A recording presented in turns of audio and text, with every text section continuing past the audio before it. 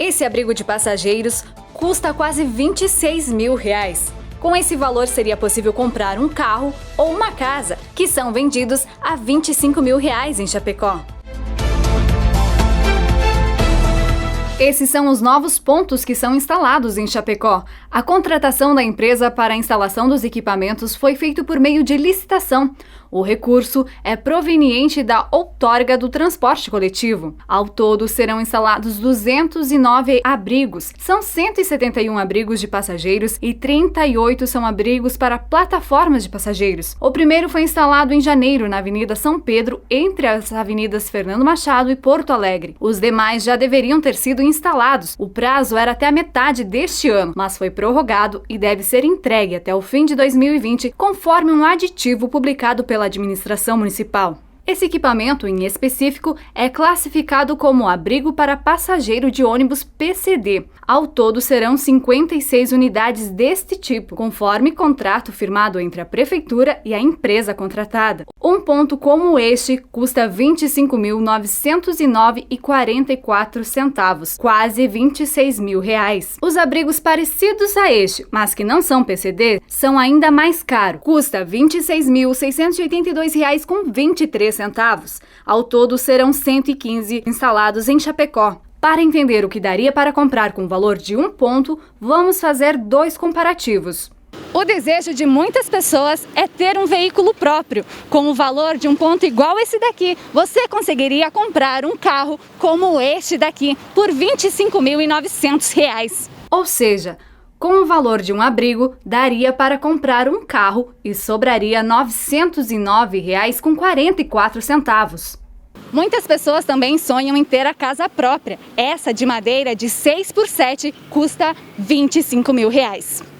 Ela possui forro em PVC, divisórias e chão em madeira. Também possui janelas e portas.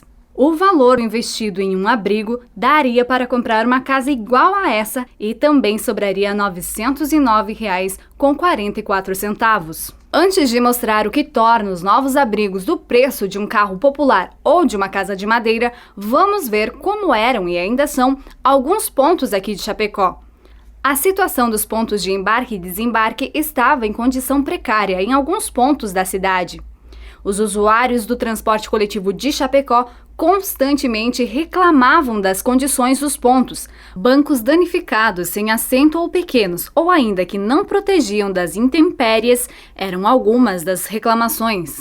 Os novos abrigos são feitos de aço inox e vidro. De acordo com o texto do contrato número 418/2019, firmado entre a empresa contratada e a prefeitura, o valor total do contrato é R$ 5.630.000 com R$ 28,15. Apesar de no contrato estar especificado o valor unitário e quantos itens serão entregues, a prefeitura informou que o valor de R$ 26 mil citado pela reportagem é referente ao teto máximo de custo de um abrigo. Não significa que este será necessariamente o valor final de cada um deles. Ainda acrescentou que, eventualmente, alguns abrigos podem ter diferença no valor do custo, por conta de serviços complementares ou não, como, por exemplo, ter paver na calçada ou não no local onde será instalado. Os novos abrigos são mais bonitos e modernos em comparação com os antigos. Apesar de custar quase R$ 26 mil, os novos abrigos apresentam inconformidades em relação ao que é entregue e o que está no projeto.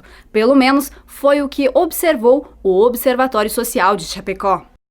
Para começar, a primeira inconformidade, a acessibilidade está colocada até uma altura, ou seja, a acessibilidade acaba aqui. Como que a pessoa que tem deficiência vai chegar até ao banco corretamente? Então, isso é uma inconformidade, que numa obra privada, com certeza, o poder público não daria como aceita. Uma outra inconformidade que os nossos técnicos observaram é a espessura do aço inox que foi utilizado para a confecção de toda essa parte de inox. Isso aqui, esse inox, está previsto de 10 milímetros e ele tem exatamente 6 milímetros, ou seja, tem 40% a menos do que foi projetado. Ou seja, tem um custo muito menor para a empresa que forneceu. Mas a nossa função é dizer, aquilo que foi projetado não foi executado. Quanto ao vidro, está perfeito, está dentro da espessura ok. E o que chama a atenção da inconformidade é exatamente aquilo que talvez destoa de um projeto bonito que foi feito. Por exemplo, esses bancos estão previstos para serem colocados até a altura do chão. Evidentemente que aqui é um declive, teria alguma sapata aqui, mas não tão alta. E o que se observa aqui? Uma sapata enorme, tanto do banco quanto do suporte, que coloca em risco quem está passando por aqui. Então, assim, essa sapata, além de ser enormemente coisa, está muito mal feita, está muito mal acabada. Quando a gente olha essa sapata aqui embaixo, então, é ainda mais horrível, ou seja, dá a impressão que quem executou não tinha o menor cuidado ou, infelizmente, não tinha competência para tal. Todos os abrigos tinham a previsão de ter uma aba aqui atrás de 10 centímetros e não foram executadas por alguma razão que não se sabe. O que isso vai impactar?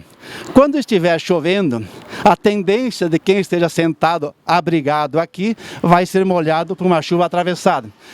O telhado, que é outra inconformidade, previa uma calha da descida da água por fora. A empresa resolveu mudar o projeto e fazer a calha por dentro do tubo. Não somos contra isso, porque na prática, aparentemente, ficou até melhor no aspecto de não ter mais um cano aqui por fora.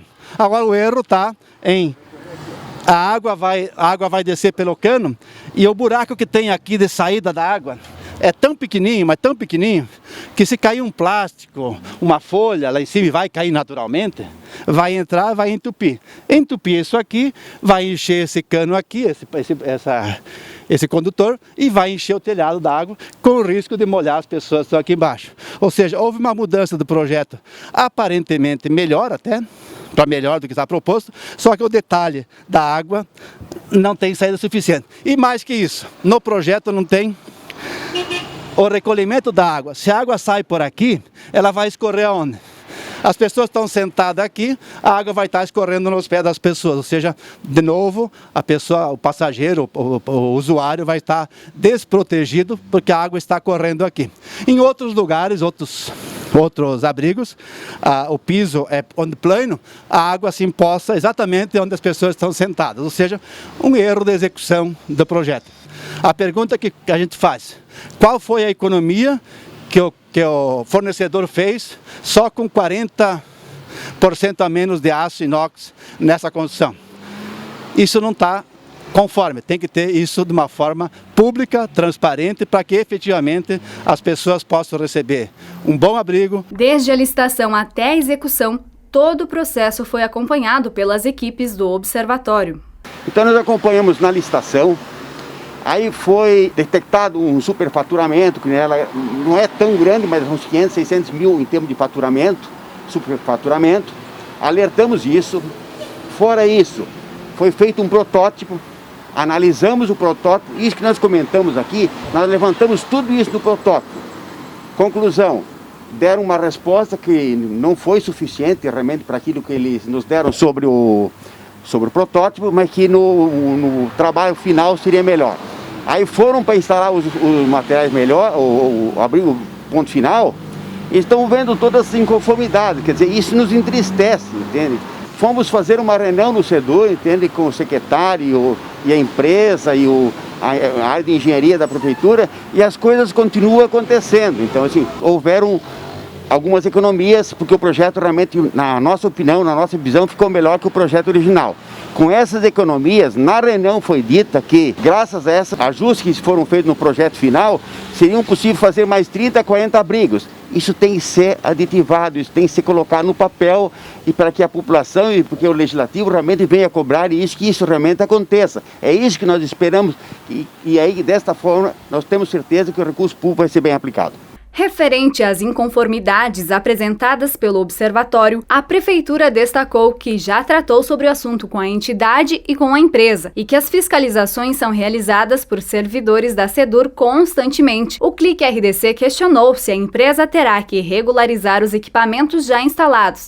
A resposta da administração foi: somente na eventualidade de haver necessidades pontuais de ajustes ou melhorias nos abrigos é que a empresa será informada para fazer o que for necessário.